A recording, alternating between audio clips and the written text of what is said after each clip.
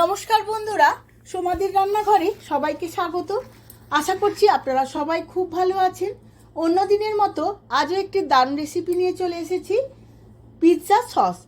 বাচ্চারা ফাস্টফুড খেতে খুবই ভালোবাসে। দোকানের ওই কেনা ফাস্টফুড খেলে অনেক সময় স্বাস্থ্যের পক্ষে ক্ষতিকর হয়ে দাঁড়ায়। তাই যদি আপনারা সহজেই ফাস্টফুড বাড়িতে বানিয়ে দেন তাহলে খুবই ভালো হয়। তার জন্য সম্পূর্ণ ভিডিওটি দেখতে হবে।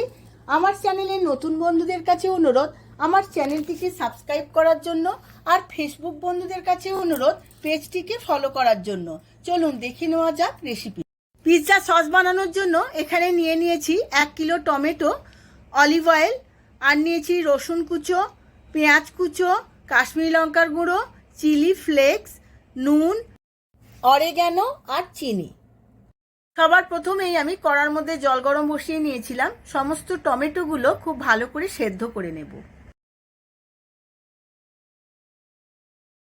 টমেটোগুলো খুব ভালো করে সেদ্ধ হয়ে গেছে। এবার সমস্ত টমেটোর স্কিনগুলো ছাড়িয়ে নেব।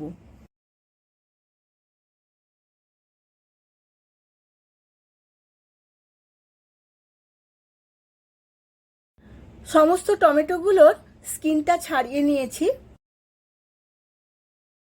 সমস্ত সেদ্ধ করা টমেটোগুলো একটা মিক্সিতে দিয়ে একটা মিহি পেস্ট বানিয়ে নেব।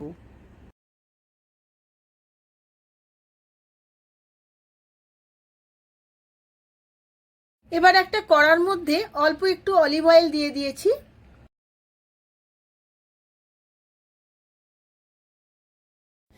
তেলটা খুব ভালো করে গরম হয়ে গেছে। এবার এর মধ্যে দিয়ে দেব রসুনের কিমা 2 চামচ, আর দেব কুচনো পেঁয়াজ। পেঁয়াজ আর রসুনের কিমা খুব ভালো করে ভেজে নেব। পেঁয়াজ আর রসুনটা হালকা ব্রাউন করে ভাজতে হবে। পেঁয়াজ আর রসুনটা হালকা ব্রাউন করে ভাজা হয়ে গেছে। এবার এর মধ্যে দিয়ে দেব টমেটোর পেস্ট।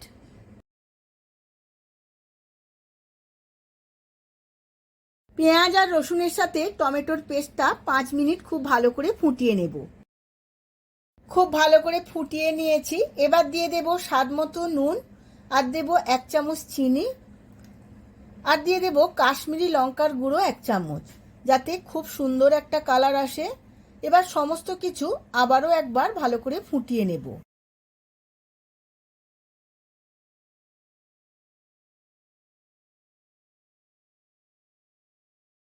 খুব ভালোভাবে ফুটে গেছে।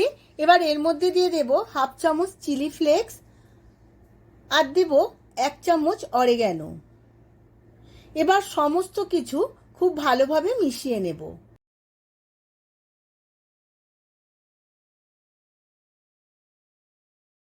আমার পিৎজা সসটা একদম রেডি হয়ে গেছে। এবার গ্যাসের ফ্লেমটা অফ করে আমি কিছুক্ষণ পরে সার্ভ করে নেব। আমি সার্ভ করে নিয়েছি পিৎজা সস। আপনারাও এই একইভাবে বাড়িতে বানিয়ে ফেলুন আর স্টোর করে রেখে দিন অনেক দিন, কারণ যখন তখন পিৎজা বানিয়ে আপনারা সহজেই খেতে পারবেন। ভিডিওটা যদি ভালো লেগে থাকে ভিডিওটিতে প্রচুর প্রচুর লাইক, শেয়ার, কমেন্ট করবেন। আজ তাহলে আসি, আবার দেখা হবে পরবর্তী ভিডিওতে। ধন্যবাদ।